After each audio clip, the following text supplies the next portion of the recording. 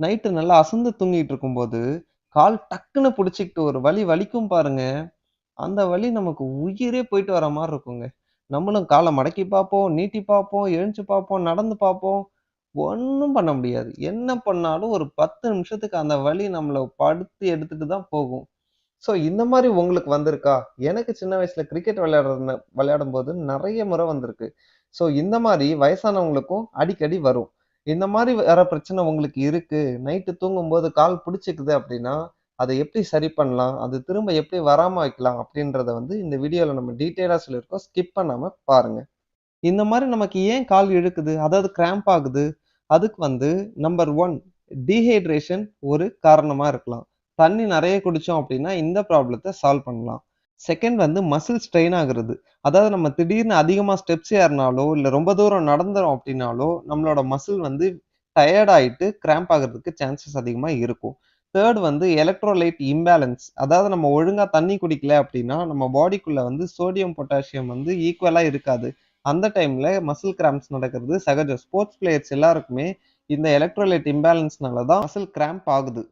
Exercise எதுவும் பண்ணாம sedentary life ஸ்டைல்ல இருந்தோம் அப்படின்னா, மசில்ல வந்து ஃப்ளெக்சிபிலிட்டி கம்மியா இருக்கும். அதனால கிராம்ப் ஆகுறதுக்கு சான்சஸ் அதிகம். ஸோ டெய்லி எக்ஸர்சைசிங் அண்ட் ஸ்ட்ரெச்சிங் வந்து நமக்கு கிராம்ப் ஆகுறதுல இருந்து தடுக்கிறதுக்கு ஹெல்ப்ஃபுல்லா இருக்கும். ஸோ நம்ம சாப்பிடும்போது இருக்கிற சாப்பாட்டுல தேவையான நியூட்ரிஷன்ஸ் இல்ல அப்படின்னாலும், நமக்கு கிராம்ப்ஸ் வர்றதுக்கு சான்சஸ் அதிகம். ஸோ நம்ம சாப்பாடுல புரோட்டீன், கார்போஹைட்ரேட், நியூட்ரிஷன்ஸ் எல்லாமே இருக்கிற மாரி பார்த்துக்கிறது நல்லது. ஸோ இதுவரைக்கும் கால் இழுக்காம இருக்கிறதுக்கு, அதாவது கிராம்ப் வராம இருக்கிறதுக்கு என்னென்ன பண்ணணும் அப்படின்றத பார்த்துட்டோம். இப்போ நைட்டு தூங்கும்போது சடனா கிராம்ப்ஸ் வருது இல்லைங்களா? கால் இழுக்கும்போது என்ன பண்ணலாம் அப்படின்னு பார்ப்போம். இந்த மாரி நமக்கு சப்போஸ் கால் வந்து இழுக்கும்போது நம்ம என்ன பண்ணணும்னா, ஃபர்ஸ்ட் ஸ்டெப் உங்க கையால முடிஞ்சா எட்டி புடிச்சு இந்த விரல இப்படி லாக் பண்ணி புடிச்சுக்கோங்க. முட்டிய மடக்காம. அப்படி பண்ணீங்கன்னா, காஃப் மசில் ஸ்ட்ரெச் ஆகும். உடனே அது ரிலீஸ் ஆயிடும் கிராம்ப் ஆச்சுன்னா. அப்படி உங்களால கால் மடக்காம எட்டி பிடிக்க முடியலன்னா, இப்படி பண்ணிக்கோங்க. இது வந்து இங்க காஃப் மசில் கிராம்ப் ஆனா மட்டும்.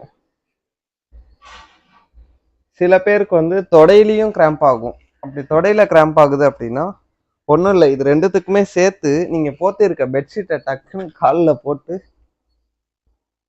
அப்படி போட்டு அப்படி ஒரு நீட்டி பிடிச்சிங்கன்னா காஃப் மசில்.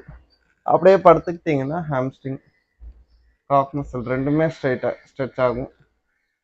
நல்லா ஸ்ட்ரெச் பண்ணிட்டீங்கன்னா வலி குறைஞ்சிரும். ஒரு 15 செகண்ட்ஸ் இல்லை முடிஞ்சதுன்னா உங்களால் முடிஞ்சிங்கன்னா 30 செகண்ட்ஸ் கூட ஹோல்ட் பண்ணலாம். ஹோல்ட் பண்ணிங்கன்னா பெயின் சீக்கிரமாக குறைஞ்சிரும். மேலும் இந்த மாதிரி யூஸ்ஃபுல்லான வீடியோஸை தொடர்ந்து பார்க்க ஃபிசியோபிரைட் சேனலுக்கு சப்ஸ்கிரைப் பண்ணிக்கோங்க. இந்த வீடியோ பிடிச்சிருந்தா லைக் பண்ணுங்கள், ஷேர் பண்ணுங்கள், கமெண்ட் பண்ணுங்கள். தேங்க்யூ.